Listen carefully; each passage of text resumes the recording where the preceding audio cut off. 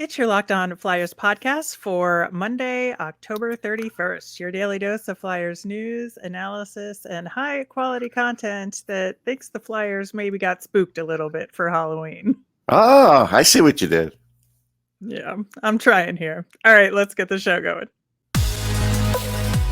Your Locked On Flyers, your daily podcast on the Philadelphia Flyers. Part of the Locked On Podcast Network. Your team every day.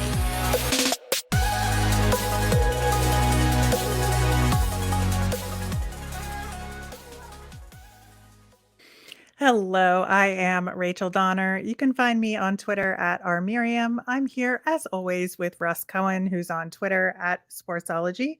Thanks for making us your first listen every day. You can follow us on Twitter at Locked On Flyers. That's where you'll keep up to date on our episodes and Flyers news. You can also email the show at lockedonflyers@gmail.com. And we've got mailbags almost every week, so send in your questions and we'll get them answered on the show. On today's show, we've got a little bit of Flyers news, mostly on the injury side of things again. But Isn't that the only news we get? I know, Russ. Then we're going to recap the game on Saturday against Carolina, and it's Monday, so we'll have our nemesis of the week. Locked On Flyers is free and available on Apple Podcasts, Spotify, Odyssey, wherever you are listening right now. So subscribe. You'll get all of our episodes here on the Locked On Podcast Network. We're also over on YouTube. So if you want to see our smiling faces, you can catch us over there as well. Russ, man, I don't know. It's we're like Tortorella said, we're trying to keep things glass half full here, but it's sometimes hard to do so with the injury news. We got an update on Sean Couturier. He had back surgery again. He's out 3 to 4 months, which I think is a pretty optimistic bet here, but maybe they're right. It was the best of times. It was the worst of times. The Couturier thing, I don't blame the Flyers for, but there's a caveat here. Chuck Fletcher did say in a very honest way, hey, like 4 months ago, he was kind of thinking this wasn't going to schedule for him. And 4 months ago, he should have looked at getting a center over the summer. Doesn't have to be a second line center, because I get it. You can't always get a second line center. But there were some centers out there, and they didn't get one. And because at that point, he probably should have, been proactive and said, all right, look, worst case scenario is I got an extra center. We can move him to wing, whatever. But on the off chance that Sean's not going to play, because I kind of have my, spidey sense going, even though he would never say that, they could have done that. Yeah, I think that's a fair point, especially given how faceoffs are going right now. Yeah. At least a center that can take faceoffs a lot, I think would have been good. But, hindsight is 2020. But Chuck Fletcher definitely had more insight into what was going on with Coots than anybody, management-wise. So fair point here. We got an update on JVR. His surgery went well. 4 to 6 weeks, more toward the 6 weeks probably. So that's kind of what we already knew going into all this. Just a little surprise on the JVR front, how he took that surgery out of town. It's not a very complicated surgery. Just saying. Yeah. Well, maybe that's part of the new medical staff in terms of, people who are trusted by people in the new staff. So I don't know. Or players are just deciding to, use their own people at the moment because they feel more comfortable with that. It's one or the other. Yeah, could be. We got unfortunate news yesterday in the Phantoms game. We're going to talk more about the Phantoms on tomorrow's show, but Cam York was hurt in their game on Sunday. He was helped off the ice, wasn't putting weight on one of his legs heading off. It was just like a weird, awkward hit into the boards that I don't think, was vicious or intentional. It was just, I think how they connected going into the boards maybe had something to do with it. But, I don't like to hear that. That's for sure. No, and I was just thinking it was about time for him to come up too. And so, whether, Tortorella thought that is a whole other story. This was just me thinking that. So, yeah, again, just more injury news, as you said at the top of the show.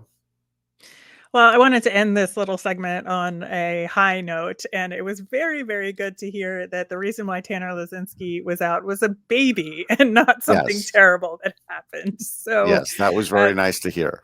Yes, much, much relief for me, and I wish them all the happiness in the world with the new we won. But talking about that game against Carolina, it was a tough one, I think, because they did, much like Tortorella say, play really well, I think, overall in the second and third period. The first period was kind of a dumpster fire, but sure, the second two periods were mostly quality hockey, and you want to take the good out of it, like he said. And he said you want to look at this game with the glass half full. And I think they absolutely could have won that game. And it was that unfortunate turnover leading to that tying goal. Sanheim was used as a screen there, which, it's unfortunate and it happens. And it's like, you want to be really upset about it. But also, this is kind of what happens sometimes when you play a very good team like Carolina. So a couple things. I don't disagree with most of what you said, except you don't get to pick out just the good when the bad is what led to a loss. And to me, it looked like a bad change. And guys got on the ice late, and they were sort of scrambly when Carolina, tied up that game, which was just over 2 minutes to go in the third. So it's hard to say, hey, this was a great third period when that happened. So then you say, okay, forget about that. In overtime, other than Konechny, nobody really had any kind of chances for the Flyers, and they got steamrolled in overtime. And Hart was great. Like, he did all he could. So again, why aren't we talking about that? Now, to me, they had only played, I think, once maybe in preseason and overtime, and none in regular season. And just based on the way we had heard how practices and everything else were going, I don't know how much they've practiced overtime. And maybe that's why the coach didn't want to talk about it. But, my issue is you don't get to pick out just the good. The media does get to talk about why you lost the game too. Yeah, I think that's absolutely But he didn't want to talk about fair. that. He didn't. No, he did not. He was very insistent. And we talked when Torts was hired that sometimes he's going to rant and he's going to, really dig into some guys. And, when he benches guys, he's going to make a big show of it. But we also said that he was going to sometimes go to bat for the team and try to be that decoy so that nobody went after the players. And I'm not saying this is definitely one of those scenarios, but it felt like it to me a little bit. Sure. Two things I also took out of that game. The Wade Allison comments from him was sort of like he gave him a backhanded compliment on the goal, but then pointed out the three things that he's still doing wrong. And, my feeling is, well, you limited him to like 8 minutes in that game, and you actually got production that could have helped you win the game, but you're still harping on that stuff. Like, again, this is not a perfect world. Mm-hmm. And, at some point you have to give these guys a little bit of runway to learn. Now, clearly he is, only because he doesn't have other options. If he had other options, he may be doing something else. And I feel very worried about when Tanner Laczynski comes back and what might happen to Morgan Frost, because Frost got less time than Bellows, and we could talk about Bellows' debut and all that, but he got less time than that. And, coach already talked about him 2 or 3 games ago that he, was not doing great. I don't know. And the thing is, he's out of, waiver. He has no waiver exemption. So if you set him down, he can get picked up. And there's still a few of us in the press box that think the Flyers still might do that because at some point they just may not care. Like, that's how the Flyers got Kieffer Bellows as an example. So It does happen in the league. It happened with Albe Cabell. It could happen again. It absolutely could. I don't know that they would right now, given the center situation, but one can never tell with the Flyers. That is for sure. We are going to continue talking about this game. We will talk about Kieffer Bellows and his Flyers debut coming up next. But today's show is brought to you by Bet Online. BetOnline.net is your number one source for all your football betting needs this season. Find all of the later player developments, team matchups, news and podcasts, and in-depth articles and analysis on every game you could find. As always, BetOnline remains your continued source for all your sports wagering information, including live betting, esports, and up-to-the-minute scores for every sport out there.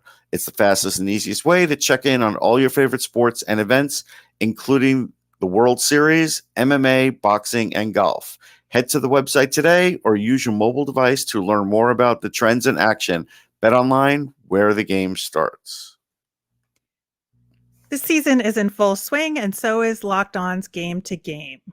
Every moment, every top performance, every result, Locked On Game to Game covers every NHL game from across the league with local analysis that only Locked On can deliver. Follow Locked On Game to Game on the Locked On NHL channel. It's available on the Odyssey app, YouTube, and wherever you get your podcasts.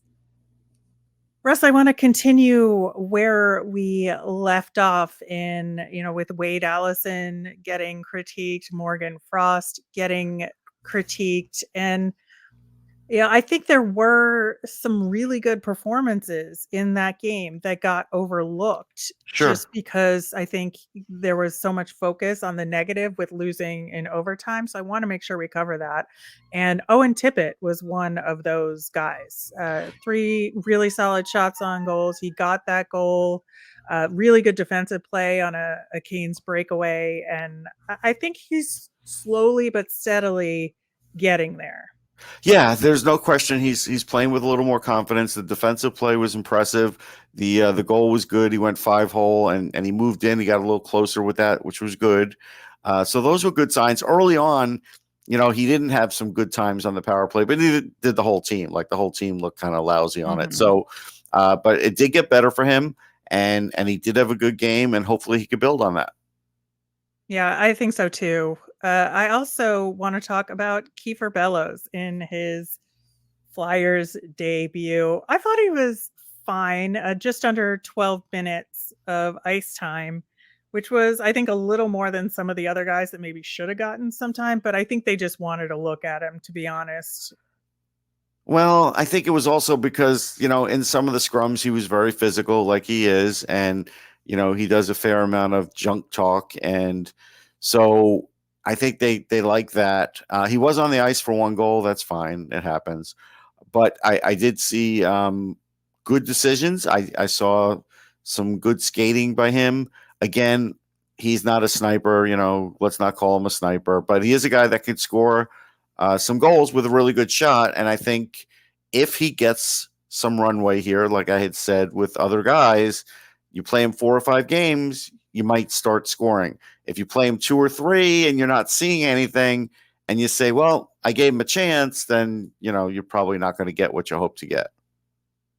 Yeah, definitely need more data on him. Yes. As a Flyer, and just trying to find the right spot for him. I think that might take a little bit of time as well, just to see where the chemistry works. Yeah. Just because like with Frost and McEwen, that's just a weird combination of guys out there. It is. So I think that he might benefit from some slightly different line mates. Maybe with Lazinski at center for him might be actually a good option if Lazinski gets back in that slot. I mean, you would hope Lazinski would draw in and McEwen would be the guy out. But I don't sense that that's the case. I don't know. I guess we'll see. Be rough news for Tanner Lazinski after having a baby, but yeah, they're doing what's best for the team, obviously, or what they think is best for the team. I do want to talk a little bit about the face-offs. I mentioned, they've been struggling a little bit, but They were above 50% in this game. So I'm going to call that progress and a little bit of a win. And Lukas Sedlak is actually improving the Flyers faceoff percentage. He was really solid in the last game. This one, he was 6-2. Yeah, that was a really good game for Sedlak. I'm not willing to say he's going to do that all the time. We'll see what happens with that.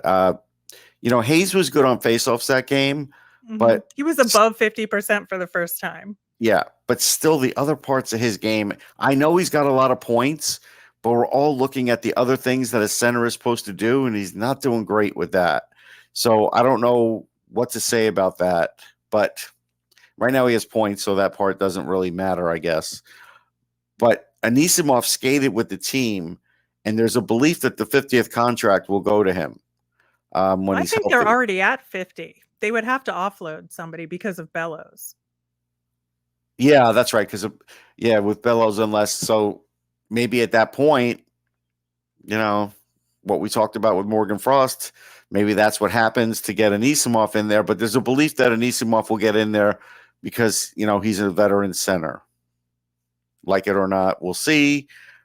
It could cause some surus. You could look that one up from within the Flyers fan base. Consternation is another good word. There you go. For that. I also want to call out the penalty kill, which was successful again. They were 4 for 4. And they're one of the power plays that Canes had. They got 5 shots on goal and Carter Hart saved them. But I think the other 3, they limited shots really well. And Flyers got 3 shots on goal themselves on the PK. Yeah, PK was mostly good. But towards, again, in this miraculous third period that Tort said that the Flyers had, Carter Hart was under siege. Mm-hmm. He was. And if Carter Hart didn't play like Carter Hart, I'm not sure John Tortorella would have had the same opinion about that period. Because, again, he had to really, like you said, on that one power play, he was going post to post to post. He was on, he was sitting down. He's making saves. Like, it was rough. It really was. And there was one that looked like it did go in, but it didn't, like in the corner when it was in the far corner. So that's how close it was.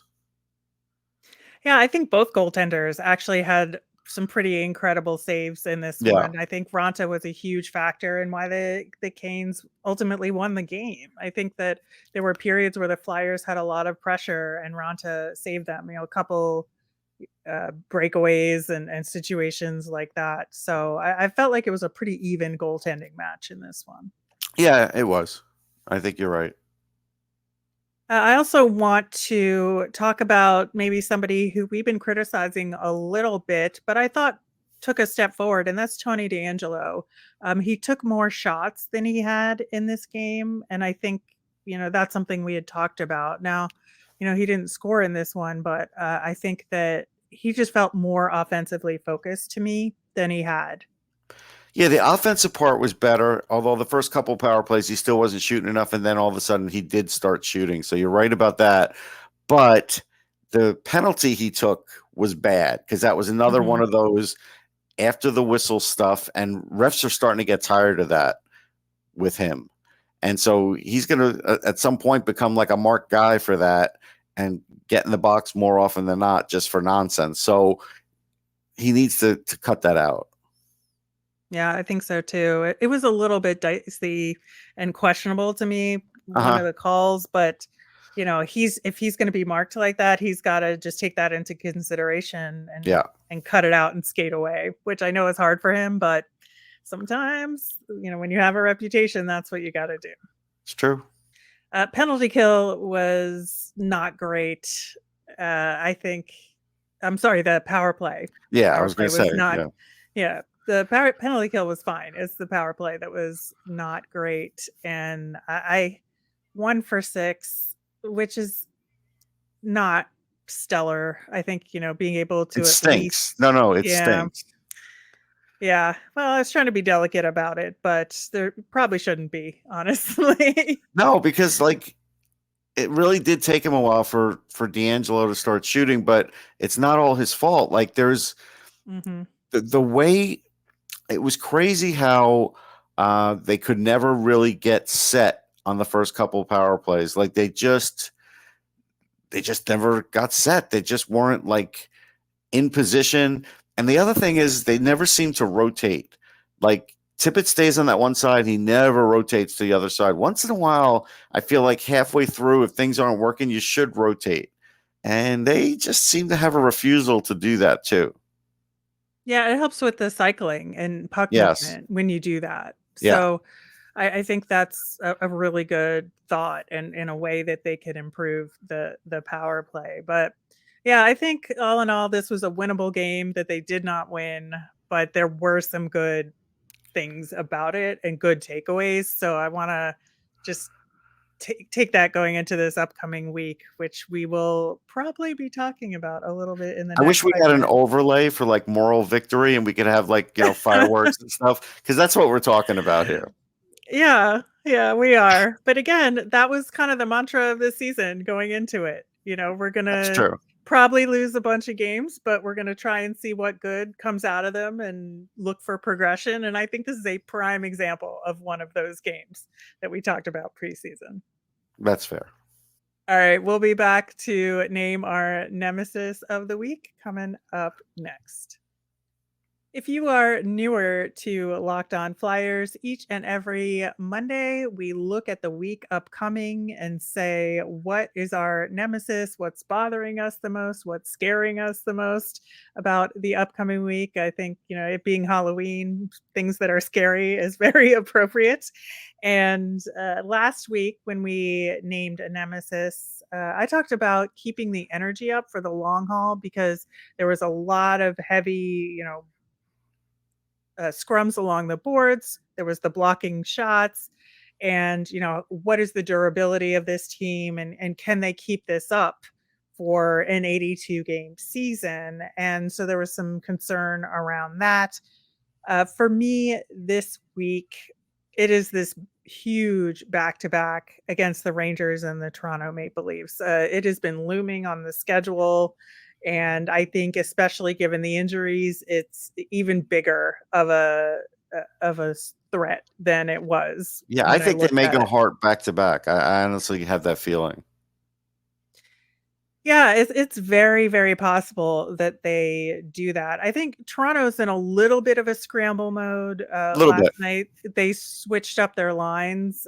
As of recording, we don't know how that panned out for them.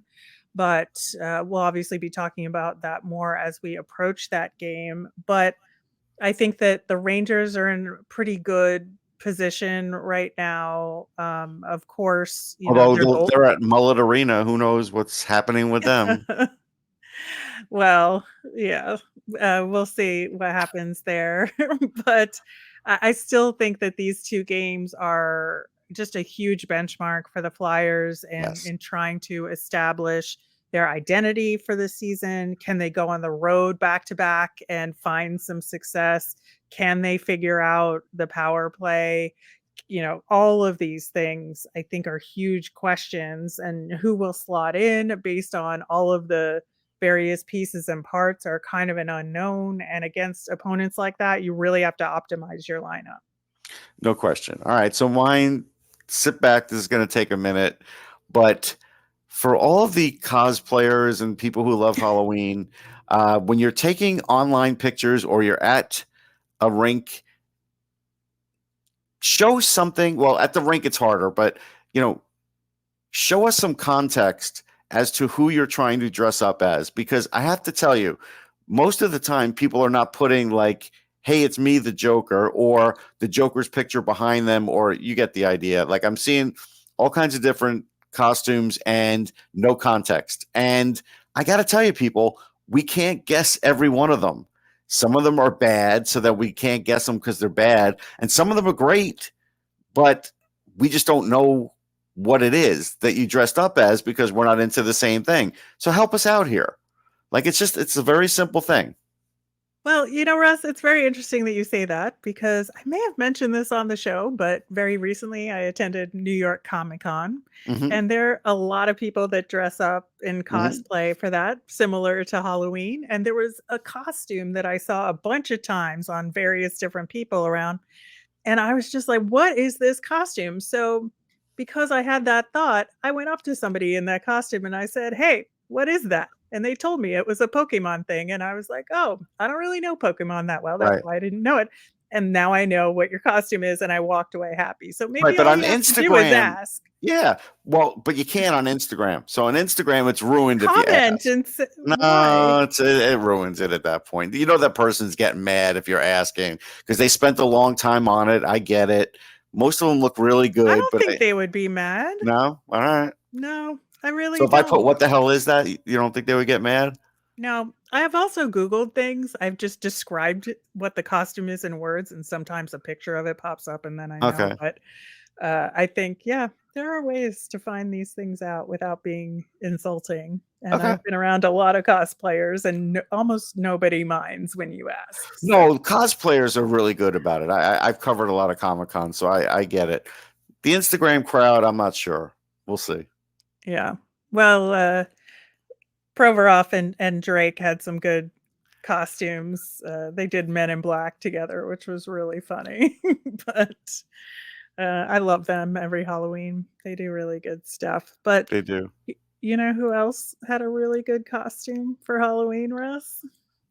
I think I saw Claude Giroux's son going somewhere for Halloween, but is that who you're getting at, Gavin? No. No, I'm going to talk about Gritty, and that is our Flyers fun Ah, thing of the day. And that costume as Barbie was absolutely phenomenal. And it's like the Barbie from the new Barbie movie, which is like that thing is just going to be absolute madness. I think it's going to be an incredible film unsuspectingly. wait, you just But called it a film. Nothing Barbie is a film. I don't care if yes, Margot there is a Robbie's in film. it. It's not a film. It's garbage.